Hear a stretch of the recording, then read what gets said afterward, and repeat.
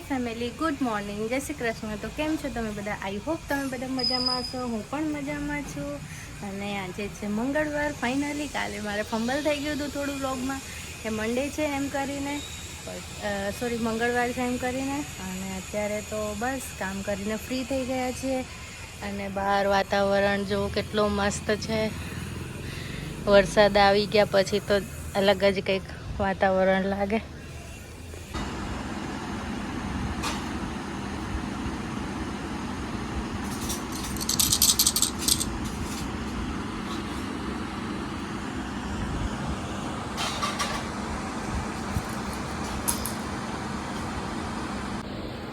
તો ફેમિલી અત્યારે હું ને શ્રીજા બે જણ રમી રહ્યા છે। શ્રીજા મારી સાથે રમે છે રમકડા, હું શ્રીજાને લઈને બેઠી છું હમણાં। આ બધા રમકડા જોઈને આપણને પણ આપણા નાનપણની યાદ આવી જાય। શ્રીજા જોડે મારું નાનપણ હું પણ ફરી જીવી રહી છું એવું લાગે છે। એને ખબર પડી જાય છે હું એનો વિડીયો લઉં તો પછી રમતી હોય તો સ્ટોપ કરી દે છે।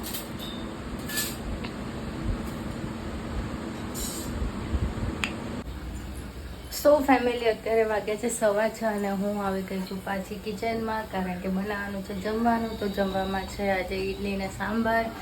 અમારે ત્યાં કંઈ વિચાર ના આવે કે શું બનાવું તો સાઉથ ઇન્ડિયનનું ઇડલી સાંભારનું તો ઓપ્શન હોય જ છે। તો બસ હું ગઈ હતી ખીરું લેવા માટે। અમે રેડીમેડ ખીરું લાવીએ છીએ કારણ કે ઘરે પીસવાનું કંઈ અત્યારે સેટ નથી થતું શ્રીજાના લીધે।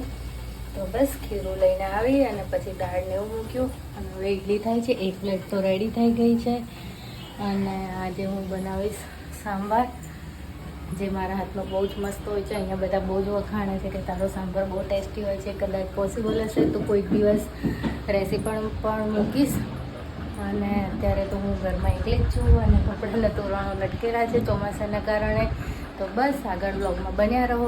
ઓકે, તો ફ્રેન્ડ્સ વાગી ગયા છે 7 અને મારું જમવાનું ઓલમોસ્ટ બની ગયું છે, પણ શ્રીજા રડતી હતી તો મારે એને પહેલાં લેવી પડી। શ્રીજા જો હવે એને મસ્તી કરવાનો ટાઈમ થઈ ગયો છે એનું બેટા હું જમવાનું બનાવતી એટલે એની 2-3 તો બ્રેક મારી આગળ પાડે જ છે। અરે એ મન જોઈ જાય એટલે રડવા લાગે છે। તો બસ હવે અત્યારે શ્રીજાને થોડી વાર રાખું, પછી જમવાનું જમીશું અને પછી રૂટીનનું કામ, દેન ગુડ નાઇટ।